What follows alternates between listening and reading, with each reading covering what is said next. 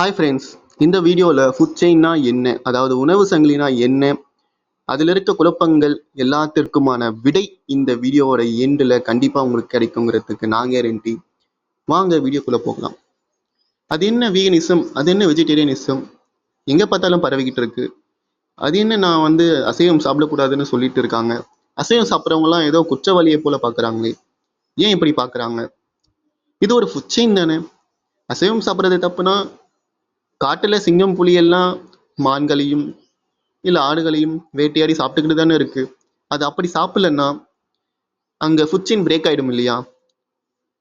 சாப்பிடலன்னா அதுவும் பசியில் இருக்கும் இல்லையா? சாப்பிடலன்னா சிங்கம் புலிகள் இறந்து விடாதா?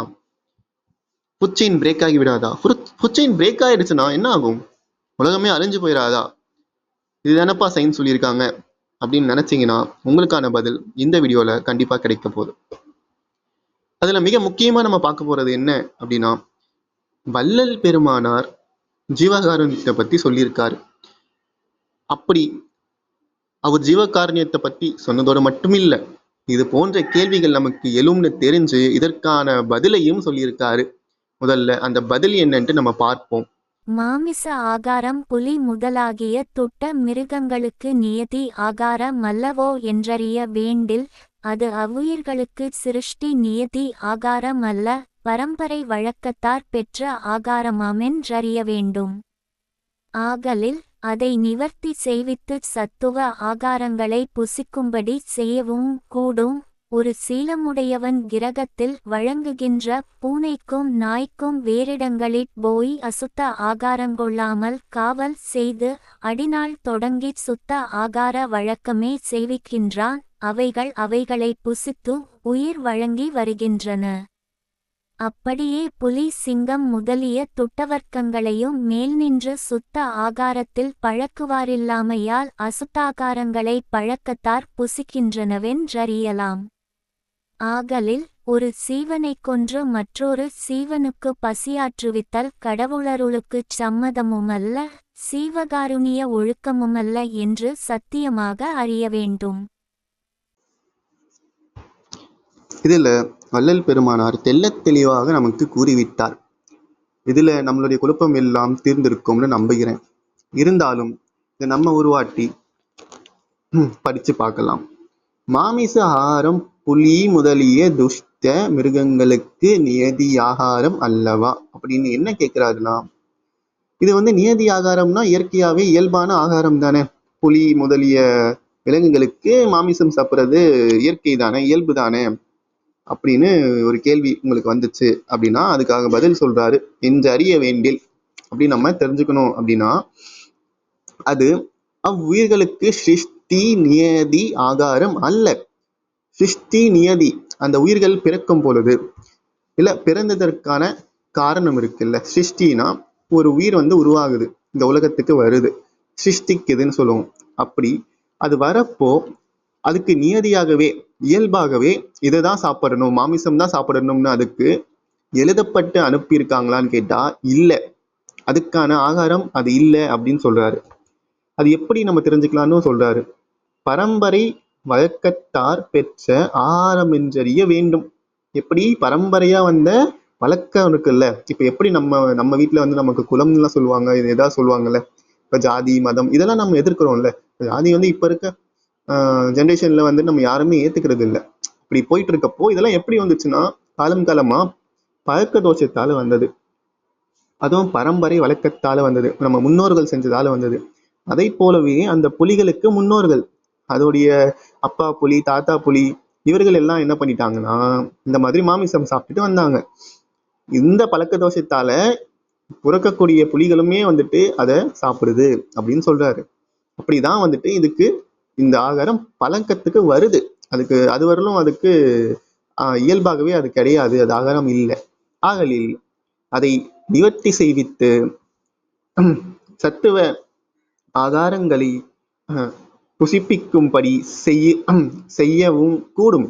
அப்ப அதுக்கு நீங்க அதிலிருந்து நீங்க அதுக்கு வெளியே கொண்டு வந்து நீங்க சத்துவ ஆகாரங்கள் அதை நீங்க கொடுத்து, அதாவது வெஜிடேரியன் ஆகாரத்தை நீங்க கொடுத்து அதுக்கு நீங்க பழக்கம் செய்யலாம். செஞ்சுச்சுன்னா அதுவும் மாறிடும்னு சொல்றாரு.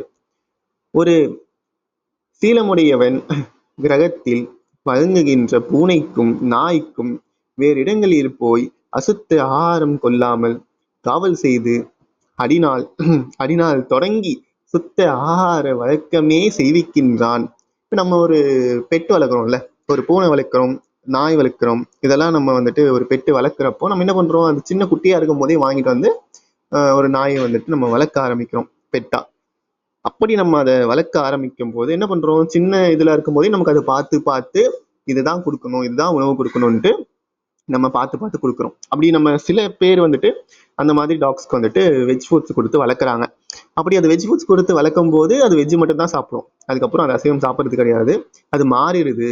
அப்போ அதுக்கு வந்து இயற்கையாகவே சிருஷ்டிக்கும் போதே அதுக்கு வந்து நியதியா ஆகாரம் வந்துட்டு அசைவம் கிடையாது.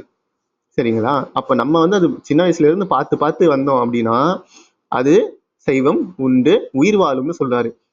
அவைகளை புசித்து உயிர் வழங்கி வருகின்றன. அதை புசித்துதானே அவர்கள் உயிர் வழங்கி வருகின்றன, உயிர் வாழ்ந்து வருகின்றன அப்படின்னு சொல்றாரு. ஆமா, உண்மைதான். அப்படியே புலி, சிங்கம் முதலிய துட்ட வர்க்கங்களையும் அப்படி இருக்க புலி, சிங்கம் முதலிய துஷ்ட வர்க்கங்களையும் மேல் நின்ற சுத்த ஆகாரத்தில் இது போல சுத்தகாரத்தில் பழக்குவார் இல்லாமையால். அப்படி யாருமே வந்து இந்த புலி சிங்கத்தை வந்து பெட்டா வச்சு சின்ன இதுல இருந்து எடுத்து வளர்த்து அதுக்கு வெஜ் ஃபுட்டை கொடுத்து யாருமே பழக்கல. அது எப்படி வந்து அசைவத்துக்கு பழகுச்சுன்னா அவங்க அப்பா அவங்க தாத்தா வந்து அசைவம் சாப்பிட்டதுனால அது பழகிடுச்சு அப்படிங்கிறாரு. அசுத்த ஆகாரங்களை பழக்கத்தார் புசிக்கின்றனவென்று அறியலாம். அது இந்த மாதிரி பழக்கத்தால தான் புசிக்குது. இப்ப நம்ம வந்து சின்ன வயசுல இருந்து ஒரு புலி எடுத்து அதுக்கு நம்ம வந்து வெஜ் ஃபுட்டே கொடுத்து வந்தா அது கண்டிப்பா உயிர் வாழும், அது வெஜிடேரியனாவே வாழும்னு சொல்றாரு புலியும் சிங்கமும். அப்ப நீங்க பாத்துக்கோங்க, எல்லாமே பழக்க தோஷத்தால வருது. ஆகலில் ஒரு ஜீவனை கொன்று மற்றொரு ஜீவனுக்கு பசியாற்றுவித்தல் கடவுளுக்கு சம்மதமும் அல்ல, ஜீவகாருண்ய ஒழுக்கமும் அல்லவென்று சத்தியமாக அறிய வேண்டும். இது வந்து நீங்க ஒரு உயிரை கொண்டு இன்னொரு உயிருக்கு பசியாற்றுறது வந்து எப்படி பாத்தீங்கன்னா ஜீவகாருண்யமே கிடையாது. ஜீவகாருண்யம் என்ன, ஒரு உயிருக்கு பசியாற்றும்.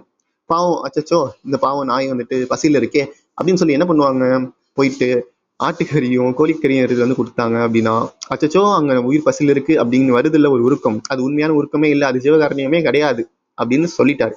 ஏன், ஏன்னா நீங்க இன்னொரு உயிரை கொண்டு இல்லை இன்னொரு உயிருக்கு நீங்க கொடுக்குறீங்க, அது எப்படி ஜீவகாரியம் ஆகும் அப்படின்னு அவரு கேட்கிறாரு. அதோட மட்டும் இல்ல, இது கடவுளுக்கு சம்மதமும் இல்லை, கடவுளுக்கு இது சம்மதமும் இல்லைன்னு சொல்லிட்டாரு. அப்போ யார் இந்த கடவுள், கடவுளுக்கு சம்மதம் இல்லைன்னு வள்ளலாருக்கு எப்படி தெரியும் அப்படிங்கிற கேள்வி எல்லாம் உங்களுக்கு வரலாம். இப்போதைக்கு நம்ம ஃபுட் செயின் பத்தின உண்மைகளை தெரிஞ்சுக்கிட்டோம் இல்லையா? அப்போ ஃபுட் செயின் அப்படி இல்லை அப்படின்னா இந்த உலகமே அழிஞ்சு போயிடும் அப்படிங்கறதெல்லாம் ஒரு மிகப்பெரிய உருட்டு, செக்கில ஆட்டின சுத்தமான உருட்டு. சரிங்களா? அப்போ சின்ன வயசுல இருந்து ஒரு உயிரை வந்து வெஜிடேரியன் ஆகாரத்துல பழக்கி வந்தா அது அசைவம் உண்ணணும் அவசியம் கிடையாது. சரிங்களா? நம்ம அதை பார்த்து பார்த்து வந்தா அது சைவம் உண்டே உயிர் வாழ கூடும் அப்படிங்கிறது தான் இங்க நிதர்சனமான உண்மை.